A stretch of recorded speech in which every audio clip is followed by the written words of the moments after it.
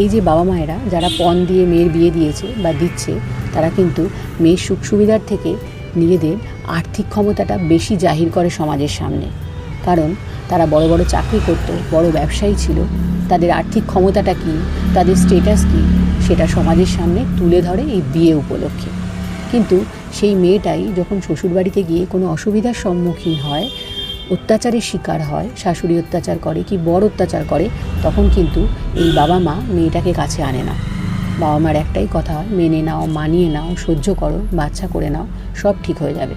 কিন্তু সব আর কোনো দিনই ঠিক হয় না। সহ্য করতে না পেরে অনেক সময় দেখা যায় মেয়েরা নিজেদেরই শেষ করে দিচ্ছে। এই বাবা মায়েরা কেন আনে না মেয়েকে বাড়িতে? তার কারণ হচ্ছে তারা সমাজের সামনে দাঁড়িয়ে লাখ লাখ টাকা খরচা করে ঘটা করে মেয়ের বিয়ে দিয়েছে। কিন্তু মেয়ে দুদিন পর যখন বাপের বাড়িতে চলে আসবে, তখন তাদের লজ্জায় মাথা কাটা যাবে। মেয়ে মরে যাক, কিন্তু তাদের সম্মানটা অনেক বড়। এই বাবা মায়েদের উদ্দেশ্যে একটা কথা বলি, মেয়েকে আগে নিজের পায়ে দাঁড়াতে শেখান, স্বাবলম্বী হতে সাহায্য করুন। দামি বিয়েটা নয়, মেয়েকে সম্মানের সঙ্গে বাঁচতে এবং নিরাপত্তা দিতে আপনিই পারেন সাহায্য করতে।